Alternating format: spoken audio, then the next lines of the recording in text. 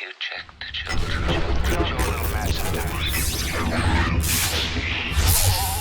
Hi, I'm Chucky. Wanna play? Sometimes. That is what You're gonna need a bigger boat. Hey everyone, welcome back to the Horror Show. I'm Cecil Laird. Rob the Wolfman. And we are here to do another Patreon-requested review. This one was requested by John Fairley. Thank you very much, John. We greatly appreciate it. And we are here to talk about 2010's Bedevilled. So he requested Bedevilled months ago, and we did Bedevilled, but it apparently was the 2021 American Bedevilled, which was the weird, smiley mask. Oh, that thing. one, yeah. Yeah, so that was the wrong one. So we are doing the correct movie this time, and I am in on the action this time. I did not watch that one, but I did watch this one because I read the synopsis, and this is a South Korean horror movie from 2010 that is real. Well, it's not really as much of a horror movie as it is a dramatic thriller, and it is a heavy film. It is a revenge film, and if you've seen other South Korean cinema, then you know that can be really aggressive at the least of times, let alone the worst of times. So this was a heavy movie, and doing the review as we normally do, talking about our overall thoughts, then the story, the acting, the effects, all that good stuff in turn. I'll say that I enjoyed this movie. I will say it was a well-made movie. Mm-hmm. It's a well-made movie that I probably won't watch again because it's just a large part of it is just a character being beaten down and humiliated in a variety of ways before they can no longer take it, and it's just not a really fun watch. Again, it's a well-made watch, but it's not a really fun watch. So I guess that's my overall thoughts. No, I agree. It's definitely it's worth the watch, but it's a one-time watch. Just because it's some pretty brutal subject matter, and the events that this character has been going through is horrible. And yeah, it's not one of those revisitable ones, but it's like Cecil said, it's a great, well-made movie. Mm-hmm. Oddly enough, I did have fun with this movie because again, it was unsettling. Yeah. At times, and I'm a big fan of foreign dramas, thrillers, things like that, because they do them well, and they're not necessarily shy about the gore and things like that. Mm-hmm. So it takes you off guard. I enjoy that. Yeah, but very brutal. I would recommend it, but I wouldn't really revisit it. Mm-hmm. There you go. Yeah. Recommend, won't revisit. Yep. But fair enough. So yeah, I mean, the story is about. It starts off with this young woman who has taken up residence in Seoul, who's going back to the village where she was raised, and it's this village, this really small village on this small island, I guess off the coast of South Korea somewhere. Mm-hmm. And this island is separated from the mainland, and it's basically just this. It appears to be anyway, just this little family, and everything to do with them, and maybe a couple of other people that are just maintaining this island and farming potatoes for the mainland. And so we meet. What are their names, please? I don't want to mess this up. My bad. No, you're good. Our main character is Kim Bak-nam. Well, the character from Seoul is.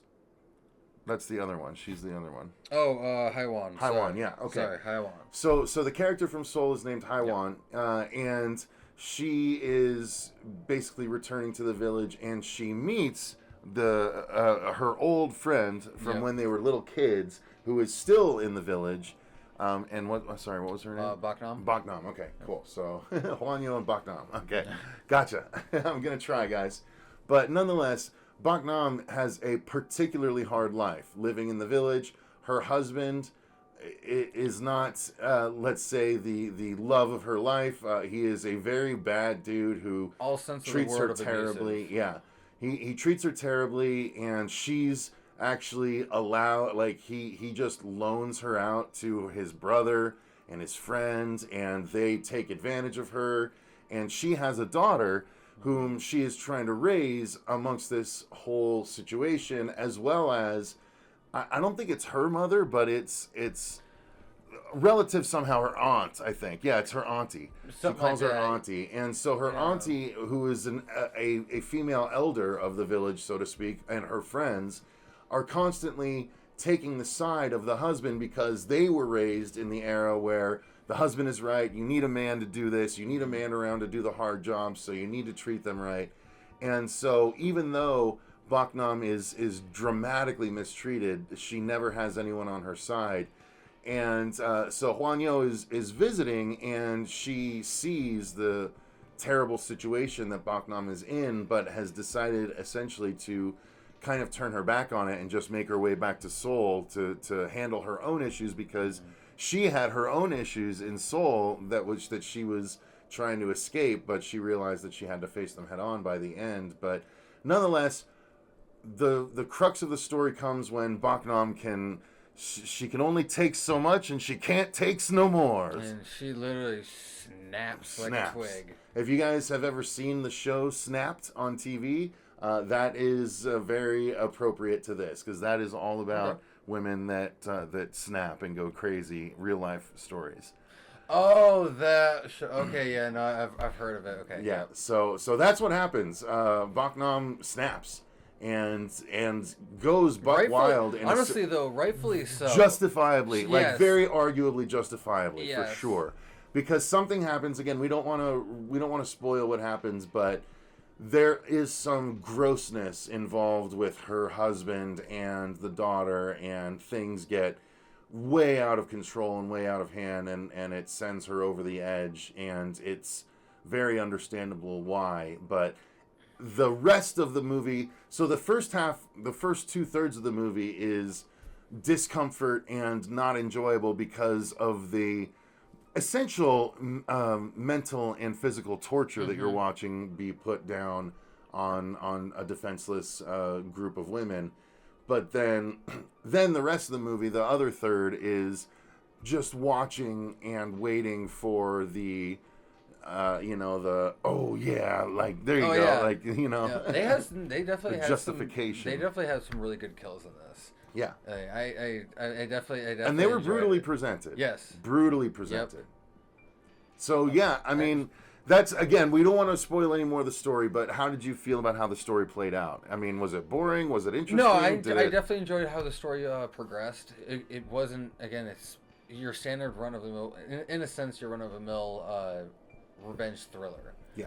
So you can only do so much with the story, so it only could progress so far as it could. But for what they did with it, it was fresh enough. Yeah, and very effective. And I enjoyed the ending, too. Yep. Because something happens along the way, and you're like, wait, why would you do that? And then later on, we get a little flashback as to why that particular aspect of it was happening, and you're like, oh, yeah, you got to do this.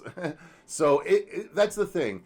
You become invested. It's not an easy watch, but it's something that's definitely worth watching once, and then you'll know it. It'll sit in the back of your mind, and you'll never have to watch it again, but you'll probably recommend it to others as well, with these same caveats. Like, there are some really, really pretty shots of the island and stuff like that. The cinematography of this was actually very nice. Yeah. It was really well shot. Yes. So yeah, I mean, it's definitely worth a look. It's on Tubi. Yep. So you can watch it for free. That's what I did, and I was glad to sit down and finally give it a try. And I think a lot of you guys will enjoy it as well. If that sounds, if a really heavy revenge thriller is something that's up your alley, then if you guys give this one a try. If you guys liked, what was it, like I Saw the Devil, things like that. I Saw the Devil, yep. Or even I Spit on Your Grave. You know, those kinds of movies, because it's very much that sort of thing. Yeah, but man, those ones were heavy. Well, I mean, this wasn't not heavy. That's true. All the same elements were there. It just wasn't focused on for quite as long. That's true. So yeah, that's called Bedevilled from 2010. Thank you again to John Fairley for requesting this. Thank you to all of our patrons for supporting the channel the way that you do. We greatly appreciate each and every one of you. Until next time, though, I've been Cecil Laird. Rob Wolfman. And remember, stay scared.